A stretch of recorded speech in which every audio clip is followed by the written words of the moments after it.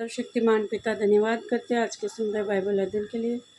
खुदावन हर एक को बड़ी बरकत दे, आशीष कर पिता यीशु नाम से मांगते हैं। हम पढ़ेंगे दूसरा शमूएल 5 अध्याय।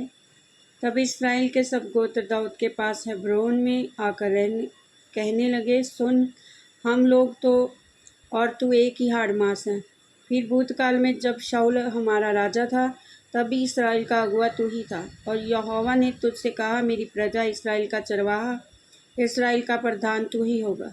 अतः सब इसराइली पुरनिये हेब्रोन में राजा के पास आए, और दाऊद राजा ने उनके साथ हेब्रोन में यहोवा के सामने वाचा बांधी, और उन्होंने इसराइल का राजा होने के लिए दाऊद का अभिषेक किया। दाऊद 30 वर्ष का होकर राज्य करने लगा और 40 वर्ष तक राज्य करता रहा। 7.5 वर्ष तक तो उसने हेब्रोन में यहूदा पर राज्य किया, और 33 वर्ष तक यरूशलेम में समस्त इसराइल और यहूदा पर राज्य किया। तब राजा ने अपने जनों को साथ लिए हुए यरूशलेम को जाकर यबूसियों पर चढ़ाई की, और जो उस देश के निवासी थे उन्होंने ये समझकर कि दाऊद यहाँ घुस ना सकेगा, उससे कहा, जब तक तू अंधों और लंगड़ों को दूर न करे तब तक तू यहाँ घुस ना पाएगा। तो भी दाऊद ने सिय्योन नामक गढ़ को ले लिया, वहीं दाऊदपुर भी कहलाता है। उस दिन दाऊद ने कहा, जो कोई जबूसियों को मारना चाहे उसे चाहिए कि नाले से होकर चढ़े, और अंधे लंगड़े जिसने दाऊद मन से घृणा करता है उन्हें मारे। और इससे ये कहावत चली, अंधे और लंगड़े भवन में आने ना पाएंगे। दाऊद उस गढ़ में रहने लगा, उसका नाम दाऊदपुर रखा। दाऊद के चारों ओर से मिलों से लेकर भीतर की ओर शहर पनाह बनवाई, और दाऊद की अधिक बड़ाई होती गई, और सेनाओं का परमेश्वर उसके संग रहता था। तब सोर के राजा हिराम ने दाऊद के पास दूत और देवदार की लकड़ी बढ़ई राजमिस्त्री भेजे, और उन्होंने दाऊद के लिए एक भवन बनाया। और दाऊद को निश्चय हो गया कि यहोवा ने मुझे इस्राएल का राजा करके स्थिर किया है, और अपनी इस्राएली प्रजा के निमित्त मेरा राज्य चढ़ाया है।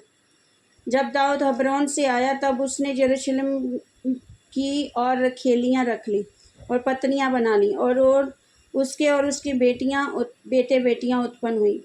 उसकी जो संतान यरूशलेम में उत्पन्न हुई उनके नाम ये हैं, अर्थात शम्मू, शोबाब, नातान, सुलेमान, जीभार, अलोशू, नेपेग, यापी, अलीशामा, अलियादा और अलीपेलेत।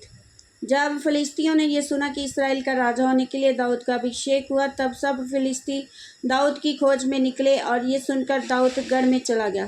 तब फिलिस्ती आकर रपाइम नामक तराई में फैल गए।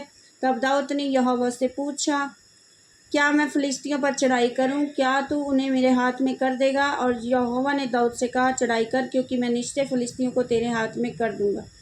तब दाऊद बाल प्रासीम को गया, और दाऊद ने उन्हें वहीं मारा, और उसने कहा, यहोवा मेरे सामने होकर मेरे शत्रुओं पर जल की धारा के समान टूट पड़ा है।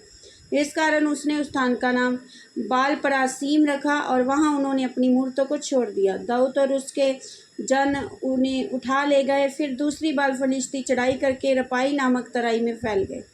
जब दाऊद ने यहोवा से पूछा तब उसने कहा, चढ़ाई ना कर, उनके पीछे से घूमकर तूत वृक्षों के सामने से उन पर छापा मार, और जब तूत वृक्षों की फुगनियों में से सेना के चलने की सी आहट तुझे सुनाई पड़े, तब ये जानकर फुर्ती करना कि यहोवा फिलिस्तियों की सेना को मारने को मेरे आगे अभी पधारा है। यहोवा की इस आज्ञा के अनुसार दाऊद गेबा से लेकर गेरेस तक फिलिस्तियों को मारता गया। इस वचन के द्वारा पर ब्लेस करेंगे। आमीन। सबको अच्छा मसीह।